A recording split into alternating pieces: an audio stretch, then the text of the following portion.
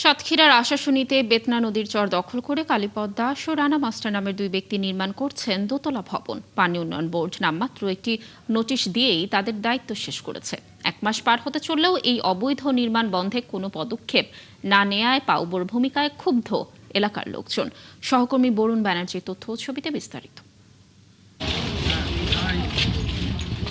সাতক্ষীরার আশাশুনি বুধহাটা বাজার জনগুরুত্বপূর্ণ এই এলাকার বেতনা নদীর যে চর স্থানীয় গরুর হাট হিসেবে ব্যবহৃত হয় তা এখন গিলে খাচ্ছে প্রভাবশালীরা। গত কয়েকদিন ধরে সরকারি আইন ও পরিবেশের তোয়াক্কা না করেই এখানে দোতলা ভবন নির্মাণ করছেন গাবতলা গ্রামের কালীপদ দাস ও রানা মাস্টার নামে দুই ব্যক্তি। স্থানীয়দের অভিযোগ, পানি উন্নয়ন বোর্ড অবৈধ স্থাপনা নির্মাণ বন্ধে কার্যকর কোনো ব্যবস্থা নেয়নি। তাদের মানা করা সত্ত্বেও তারা কিন্তু অহরহর কাজ চালাই যাচ্ছে। এই যে এখন আমরা কথা বলতেছি, আমরা ভেতরে লোক দেখতেছি তারা কাজ করে যাচ্ছে জোর করে অবৈধভাবে। কালীপদ নাম, সে হইলো এই 3 তলা বিল্ডিং এখানে স্থাপন করেছে।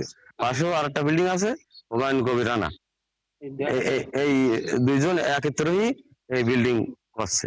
কারোর কথা তক্কা করে না করে ওখানে আপনার বিল্ডিং একেবারে বিল্ডিং করতেই আছে। পাউবো তাদের জমিতে অবৈধ স্থাপনা সরিয়ে নিতে নোটিশ দেবার 1 মাস পার হতে চললেও চলছে নির্মাণ কাজ। আমি বলছি তো যে সরকারি জমি, যে পানি উন্নয়ন বোর্ডের জমি আমার জমি, আমি তো সপ্তাহ তার জমি নেয়নি, আমার যেটা জমি আছে। কিন্তু পানি উন্নয়ন বোর্ড বলে যে আমার দোকান ছেড়ে দেওয়া হয়, পানি উন্নয়ন বোর্ড তো ছেড়ে দেবো।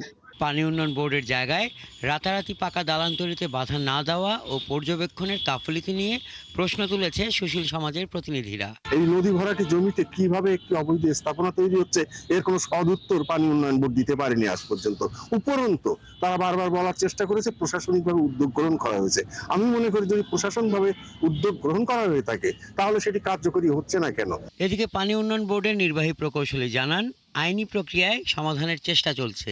জনকে আমরা ইতিমধ্যে চিঠি দিচ্ছি উচ্ছেদ সরাই নেওয়ার জন্য। পরে উচ্ছেদ না করলে আমরা এটা মামলাও করছি এবং আমরা দ্রুত প্রশাসনের কাছে ম্যাজিস্ট্রেট চেয়ে আমরা এটা ভাঙনের ব্যবস্থা দিকে যাব।